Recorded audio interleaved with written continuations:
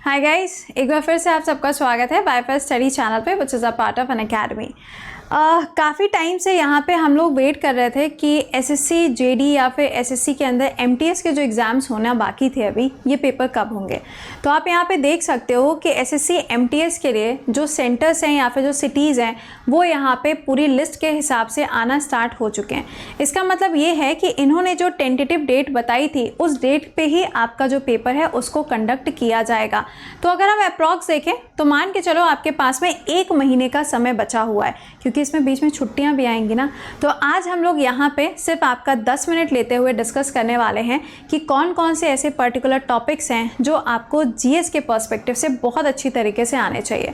Secondly, class का जो link है इसको सबके साथ में शेयर कर दीजिएगा सो दैट बाकी लोगों को भी इसके बारे में पता चल सके। तो आइए ज़रा आपको एक बार से बता देते हैं कि कौन कौन से टॉपिक हैं जो आपके एग्जाम के लिए सबसे ज़्यादा इंपॉर्टेंट होने वाले हैं।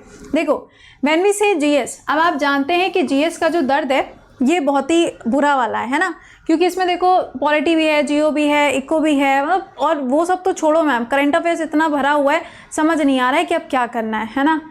और हम समझा के थक चुके हैं, लेकिन this is the last time कि मैं आपको बताने जा रही हूँ कि आपको यहाँ पर क्या करना है। देखिए, जीएस के अंदर सबसे पहला जो आपके लिए इम्पॉर्टेंट सब्जेक्ट होगा एमटीएस के पेपर के लिए, तो पहले तो ये ध्यान रखना एमटीएस के पेपर का जो क्वेश्चन का लेवल होता है वो बहुत ज़्यादा टफ नहीं होता है।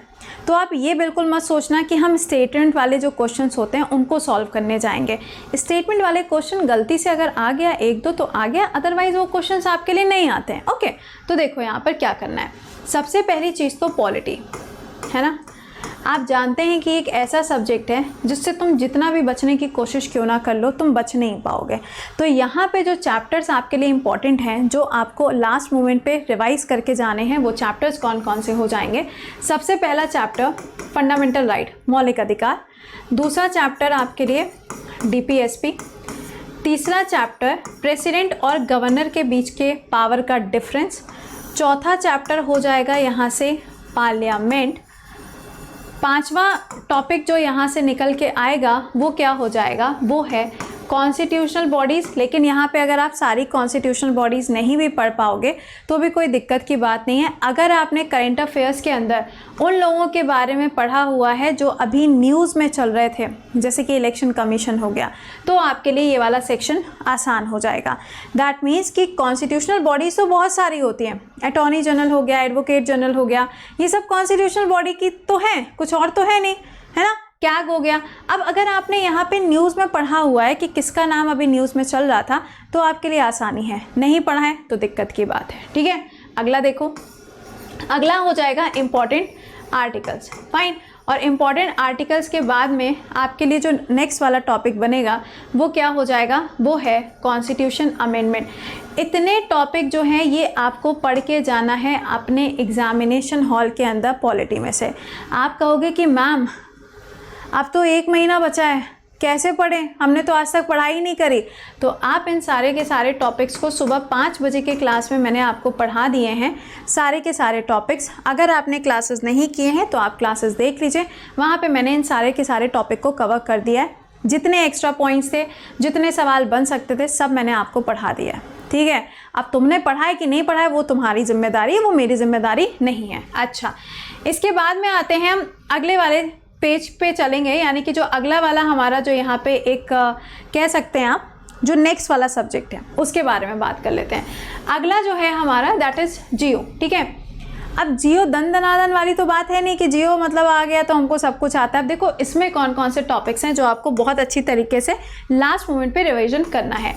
सबसे पहले तो रिवर्स ऑफ इंडिया और इसके साथ में लेग्स। अब आप कहोगे मैम ये तो बहुत वास्ट सिलेबस है, कैसे पढ़ेंगे। तो देखो वास्ट सिलेबस है, I agree with you people, but यहाँ पे ना ये जो टॉपिक है ये आपको पढ़ना ही पड़ेगा, इसका कोई सब्सिट्यूट नहीं है।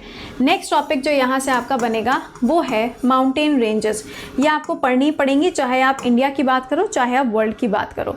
अगला यहाँ से टॉपिक निकल के आता है जियो में से प्लेट टेक्टोनिक। प्लेट टेक्टोनिक इसलिए क्योंकि अभी बहुत सारी जगह पे अर्थक्वेक देखने को मिल रहा है। नेक्स्ट टॉपिक आएगा वॉल्केनो। अभी आप देख रहे हो कि बहुत सारी जगह पे ज्वालामुखी क्या हो रहा है, विस्फोट हो रहा है, तो इनके नाम आपको पता होने चाहिए। तो ज्योग्राफी के पर्सपेक्टिव से ये 4 आपके लिए की पॉइंट होने वाले हैं जो पूरे के पूरे पेपर की शक्ल को बदल देंगे। अगर आपको आता है you will be the winner, नहीं आता है तो तुमको कोई विनर बना नहीं सकता, ठीक है। चलो इसके बाद में आते हैं हम इकोनॉमिक्स पे। अरे मैम इकोनॉमिक्स का दर्द ना झेले नहीं झेल रहा, अब क्या करें भाई, सुनिएगा। इकोनॉमिक्स की जो सीरीज़ है वो आपके लिए 5 बजे के क्लास में मंडे से स्टार्ट होने जा रही है। कहाँ पे, यही यूट्यूब पे स्टार्ट हो रही है भाई। तो 5 बजे का जो क्लास आपका स्टार्ट होगा मंडे से, उसे देखना मत भूलना, दिन भर में कभी भी देख लेना, वो इको ही स्टार्ट होने वाली है। इकोनॉमिक्स में तुमसे कोर टॉपिक पूछ सकता है, फॉर एग्जांपल पॉवर्टी, इन्फ्लेशन या ज़्यादा से ज़्यादा नेशनल इनकम, ये 3 टॉपिक तुमसे पूछेगा।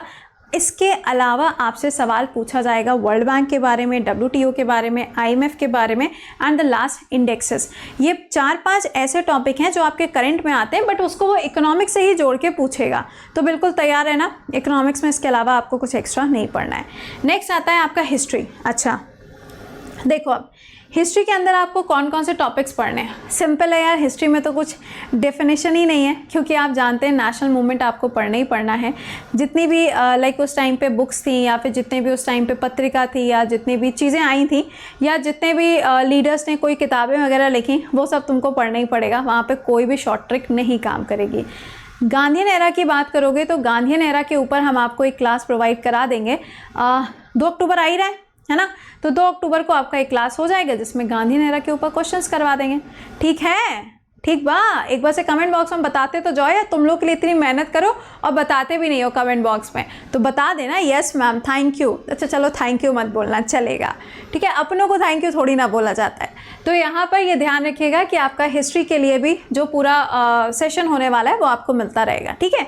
तो ये कुछ टॉपिक्स हैं जिनके ऊपर आपको काम करना है, और साथ में आप जानते ही हैं करंट अफेयर्स अगर आप फॉलो कर रहे हो, है ना, इस टाइम पे अगर आप अपने पूरे डेडिकेशन के साथ में 1.25 घंटा यहाँ पे दे रहे हो, तो मुझे नहीं लगता कि कोई ऐसी चीज़ है जो आपकी छूट जाएगी। और अगर गलती से छूट भी गई तो आपके स्पेशल क्लासेस चल रहे हैं कितने बजे, 10:30 बजे और 2 बजे, जहाँ पे गवर्नर, CM ये सारी चीज़ें हम आपको पढ़ा रहे हैं, ठीक है। तो प्लीज़ इन क्लासेस को मिस मत करो, और साथ ही साथ में आपको जो कोर टॉपिक्स बताए हैं इनके ऊपर फोकस करना शुरू कर दो।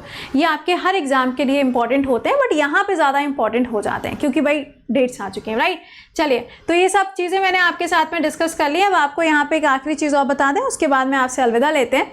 आप में से अगर कोई भी ऐसा स्टूडेंट है जो इस साल नहीं अगले साल के लिए तैयारी कर रहा है, या सपोज करो RO के लिए तैयारी करनी है, या NDA CDS है फॉर द नेक्स्ट ईयर, है ना, तो इन सारे एग्ज़ाम्स के लिए आपके पास में एक नया बैच स्टार्ट होने जा रहा है, और ये नए बैचेस हर वेडनेसडे को स्टार्ट होते हैं। लेकिन यहाँ पे एक पॉइंट है, वो पॉइंट ये है कि 24 तारीख तक आप लोगों के पास में एक ऑफ़र है। ये ऑफ़र है कि 1 साल की फ़ी जो हुआ करती थी SSC के बैच की, वो 6500 थी, जिसके ऊपर 15% का डिस्काउंट हो गया, और वो कितना हो गया, 4973 हो गया, ठीक है। अब आप जब इसको ज्वाइन करते हो तो यहाँ पे प्रॉफिट ही प्रॉफिट है। क्यों? GS का नया बैच, मैथ्स का नया बैच, रीजनिंग का नया बैच और इंग्लिश का नए बैचेस आपके स्टार्ट होने जा रहे हैं। 29 से पॉलिटी स्टार्ट करेंगे बिल्कुल बेसिक से, फिर साइंस, फिर जियो, इस तरीके से सारे सब्जेक्ट्स हम पढ़ाएंगे। और मैथ्स, इंग्लिश, रीजनिंग आप जिससे पढ़ना चाहो आप उससे पढ़ सकते हो, कोई भी मनाही आपके ऊपर नहीं है, यू आर फ्री। जितने भी एजुकेटर हैं अनअकैडमी पे, आप किसी का भी क्लास कर सकते हो, आपको कोई मना नहीं करने जा रहा है, ठीक है। तो अमाउंट मैंने आपको बता दिया बैच का कितना है, लेकिन इसके साथ में जब आप कोड अप्लाई करोगे, कोड क्या अप्लाई करोगे, कृति10, तो ये अमाउंट 10% और कम हो जाएगा। और जब आप इसके ऊपर कॉइन्स को अप्लाई कर दोगे तो ये अमाउंट और भी ज़्यादा कम हो जाएगा। पेड क्लासेस में आपके लिए फीचर्स बहुत सारे होते हैं, अपने डाउट्स को डायरेक्टली एजुकेटर से पूछ सकते हो, PDF वगैरह सारी चीज़ें आपको मिलती हैं। लेकिन एक चीज़ और, कई बार होता है कि कुछ बच्चे वन टाइम पेमेंट नहीं कर सकते, I agree with you people, तो यहाँ पे EMI का ऑप्शन भी होता है। अगर देखो आप डेडिकेशन के साथ में पढ़ना चाहते हो, 2 तरीके होते हैं, एक तो ये कि सेल्फ स्टडी कर लो, ठीक है, दूसरा होता है कि पेड बैच में आओ। क्यों?